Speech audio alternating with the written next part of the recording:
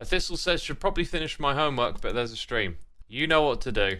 You know what X says. I don't want to be irresponsible for your education. Just realised I can do both. I'm going to do that. Yeah, I know you might think you can do both, but really, quality of attention and the fact that we don't really multitask, we split attention. That's what you'll be doing. You'll be like splitting your attention back and forth between two different tasks. It's a really important thing to learn. As someone who I used to think, oh, I'm a great multitasker, me. I can do this thing and that thing. And then it's taken me a little bit of honesty with myself and time to realize that no. I heard these neuroscientists and people that study the mind and stuff, they're saying, no, you can't actually multitask. You're just splitting your attention back and forth, and therefore the quality of this is not as good. And I really paid attention to that, and I noticed it, and I was like, yeah, actually, I set myself up to do all these different things, and I'm just not doing any of them that well, and I'm getting distracted. So I had to be quite honest with myself and realize, yeah, I'm not a multitasker. The thing is, there are some things you can multitask, and they tend to be cleaning activities like chores, doing dishes, hoovering, washing up. You can do that stuff while you listen to an audiobook or a podcast. That tends to be all right. You can't study and learn one thing whilst doing another. It's just not quite what the brain is set up for. Learning about the quality of attention that you're giving to something, I think, is super important. And then you can know when you're doing that or not.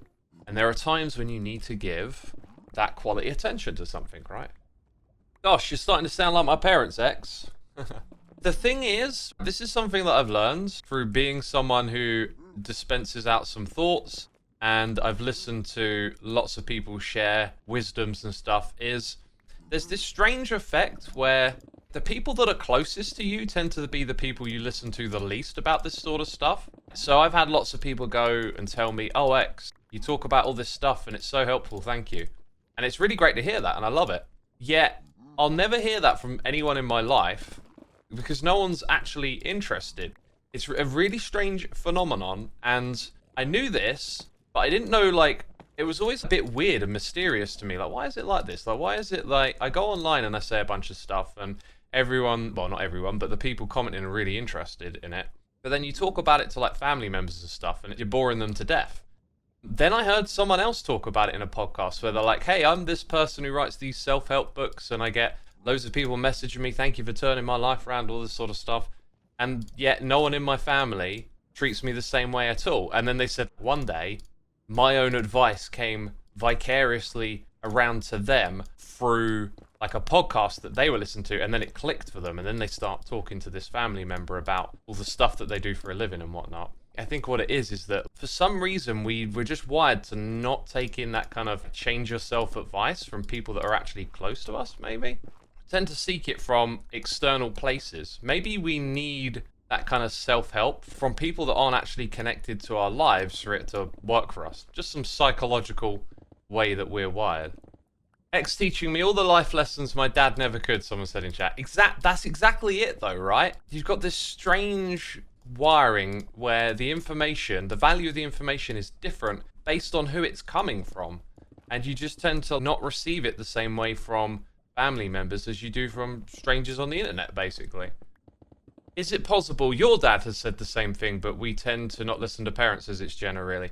Yeah, my dad is always dispensing out advice to me and stuff.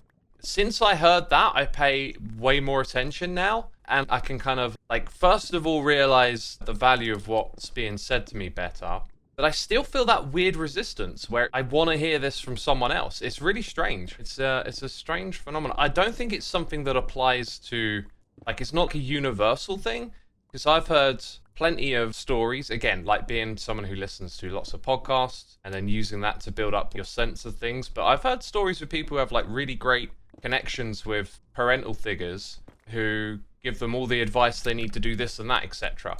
And I think for some people it happens and for other people it doesn't. But that phenomenon of having that resistance is really fascinating. And to hear it vocalized elsewhere by someone who had connected the dots and then seeing it yourself, some of us will just fall into that camp. And maybe there's people that are somewhere in between and all kinds of different, like if it's a spectrum, you know, like all kinds of different spots on it. But yeah. The other thing is as well, you get an affirmative response. So if I'm sitting here waffling about some life advice stuff, tends to be like affirmative voices that will speak up. I imagine there's some people who listen to me talk about this thing or that thing, and they're probably like, not for me, X. Like, that tends to not rile a comment up. People you are close to tend to develop the perspective they are normal, whereas people you interact with less don't dilute your perspective, and so you think they are special. That's a really cool take, Zulkster. That's a really cool take. I'm very aware of like a parasocial relationship, and the way I consume my media is to remind myself of that. Yeah, I still think I come under that spell a lot. Like when I listen to some of my favorite podcasts, I'm like, yeah, I don't actually know this person, but you still sort of hold them in a special regard. But then you interact with them in this one-way direction. You get something out of it through this one-way connection. It's like you're creating that. It's not a shared experience with that person, and so it's like you're putting them on the pedestal.